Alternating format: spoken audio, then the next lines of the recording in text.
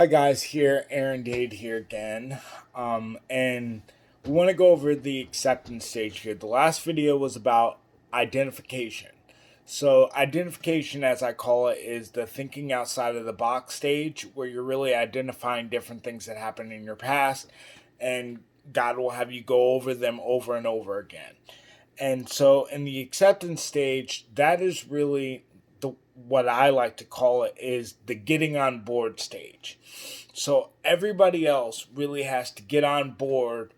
It's not you getting on, it's not everybody else getting on board with your life. It's really you getting on board with what's going to happen next. You really have to accept the challenge. You really have to accept the challenge. And that brings me to the Bible verse. So I can match this with the word so you can understand that this isn't just something I come up with off the top of my head.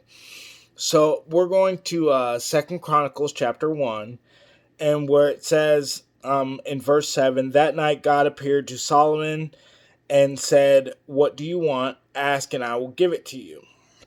And Solomon replied to God, "You showed great faithful love to David my father, and now you have made me king in his place. O Lord God, please continue to give your promise to David my father. You have made me king over the numerous people as the dust and of the earth." Okay, really what I want to highlight here, because this was the part where Solomon asked for wisdom and knowledge to govern the people. But really what I want to highlight in this stage, how this relates to this stage, is first off, the decisions of David already had reflected Solomon's life with the Lord. So and then now think about the amount of guts that it takes from Solomon, because it says in the word that night God, the presence of God appeared, and he asked Solomon, "What do you want?" And Solomon had to reply. He could have said anything like, "Oh, I don't know," or as it talks about further in those verses about riches and fame and, death of his enemies, that he didn't ask for any of that. He asked for wisdom. But the point that I'm trying to bring up here is that he accepted the challenge, even though really none of his decisions up until this point had any real effect on how his life was supposed to turn out. These were all of how David lived his life. Then he had to accept that challenge through the Lord already. And so this is when Solomon accepted that challenge, everyone in Solomon's environment, and as it goes further into about building the temple for the Lord and how he governed the people, everybody else in his environment had to get on board. So he had to accept the challenge first, and then everybody else could get on board. I hear a lot of questions about the first video where you guys are talking about, is this before or after your marriage, or when do you actually start applying these stages?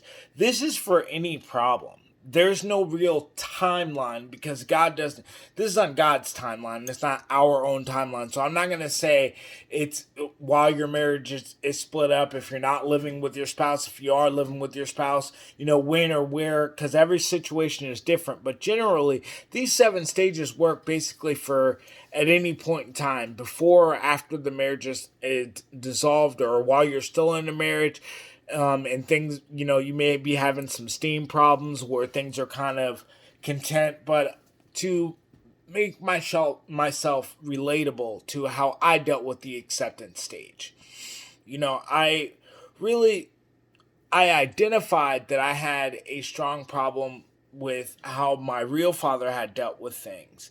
However, in the acceptance stage, I had to accept the fact that even though I'm a very selfless at nature person, before my wife and I split up, I had a lot of selfish bones in my body, and my decision making was self-serving, and in coming back, my wife really had to get on board with, and this was me getting on board with it first, but then as she saw my decisions, she got on board with it. But I really had to say to myself, you're going to have to stop putting yourself first. You're really going to have to throw your ego in the trash. And all that stuff sounds great on paper, but then when it's time to do it, that is very difficult. So, example, I used to smoke all the time. I was a smoker. And actually, I enjoyed smoking at the time. I thought that was really not that big of a deal. That was the culture that I was from. I was used to smoking. However, when my wife and I were restored, I had to stop smoking. We had agreed that I would stop smoking.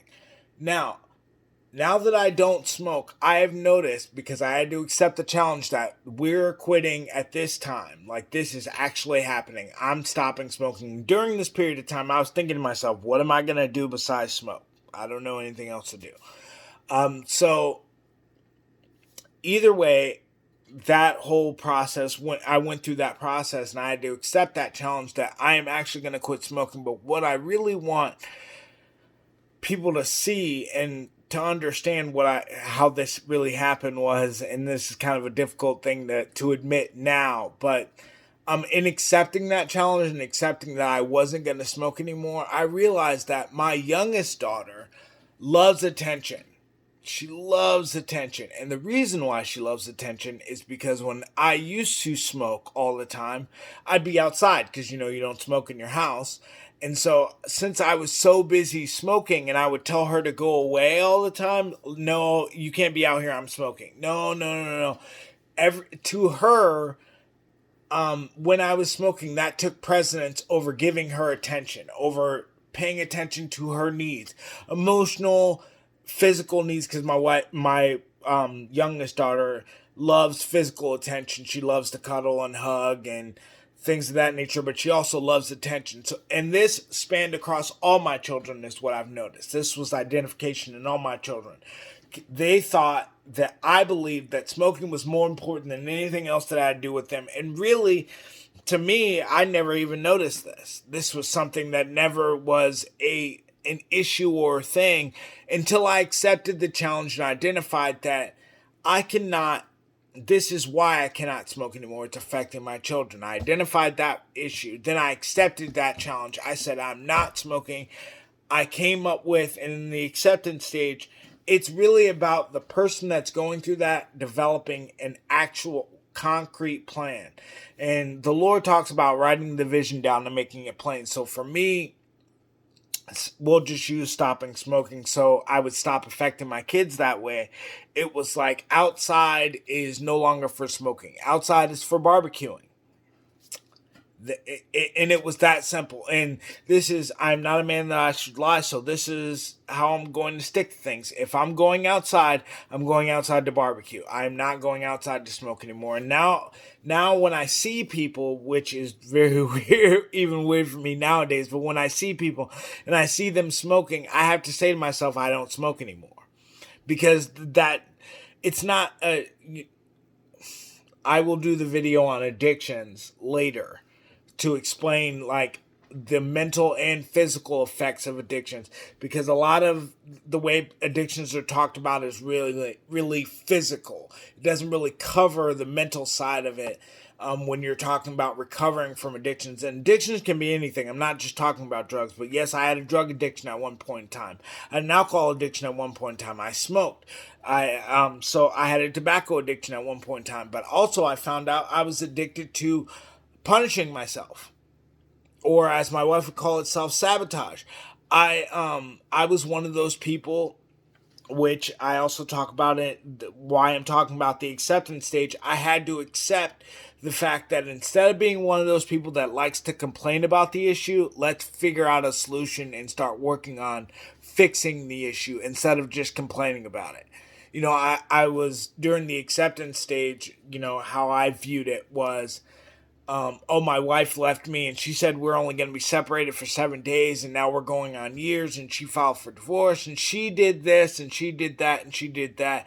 And besides several of my friends and family all telling me, okay, now what are we going to do about this? Where are we going with this? Eventually I came to that own realization myself that, okay, what are we really doing about this? how does this really work? And that led me to not only just the word, but the life application of the word. So that happens in the acceptance stage, where you really start developing a plan and you have to get on board. Everybody else doesn't have to get on board with what you're doing. Think about this. When Solomon decided that he was going to be king, everybody else in his environment didn't have to get on board. However, if they didn't, they weren't going to be in this environment anymore. That's just how it works. You can't have your cake and eat it too, is basically what this stage is about. And I know people that are watching this video that may hurt your feelings or you may disagree, but the truth of the matter is you're all in or you're not. You can't have your toe in the water and I'm going to stay dry. That's not how this works. You can't have you can't have your cake and eat it too. It's just, I couldn't be a smoker and then put my kids first anymore. Which was very difficult for me at first because everybody that I knew smoked, and everything I knew about, well, not everybody, but most of the people that I knew or hung out with were smokers. And so that's what I knew, and so I thought that it was okay. So in that acceptance stage, it was about me accepting the challenge. Being that King Solomon that said, okay, David lived like this, so now I'm going to live like this. And even though God is in front of me, I'm going to, and he's asking me, what do I want? I'm going to answer him. I'm not just going to say, well, I don't know. I have no idea how this is going to work or what this is going to do. It doesn't really matter to me. After you accept the challenge comes that accountability stage, and that's a whole nother video, a whole nother conversation. But with the acceptance stage, the last thing that I really want to go into is when you're developing this plan. Let's say that, for sake of argument, you're dealing with a spouse and you're outside of the person. You're not the person that's going through the 7 stages. You're outside of it. This is where, if you're the leader, then you have to lead. You accept their plan and you say, okay, these are the healthy boundaries that we're setting. We're not going to do this. We are going to do that. Now, if you are you're not the leader, so you're the spouse. So in this case, you're Eve, not Adam. This is what you need to do. You have to create an environment where they feel very comfortable with the plan that they have set up.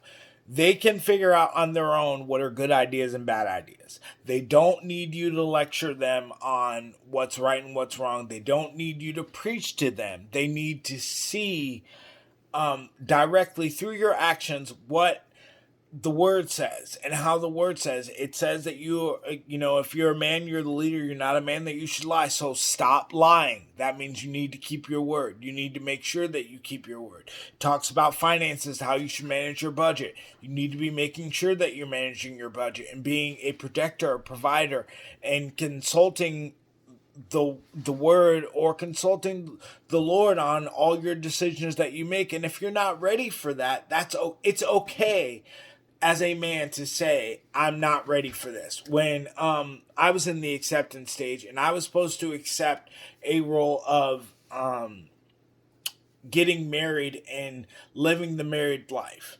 Okay, there was a point in time where I literally God and I sat down and, he didn't sit down. I was sitting down and him and I were debating and I was like, I'm not ready for that.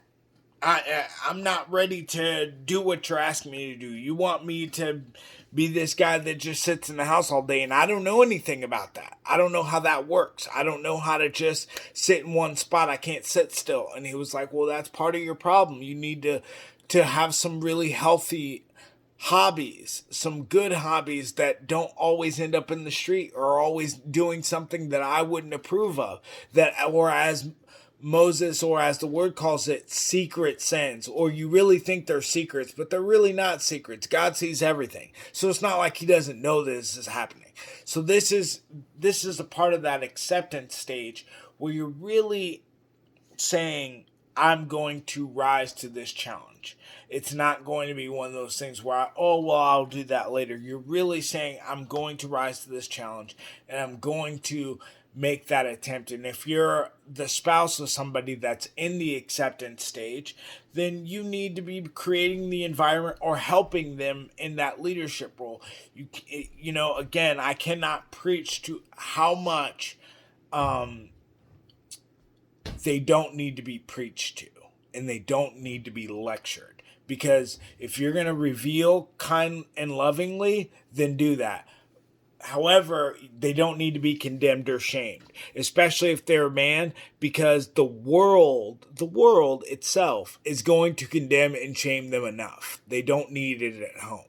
So, if there are any questions, please post them, or any comments that you have, anything else you want to know. My next video will be on accountability, and I will be doing a video on the side of the 7 stages about addiction, because I keep hearing a lot of different questions and comments about that concerning that. Again, Aaron Dade, hope you enjoyed the video. I'll speak with you guys again soon.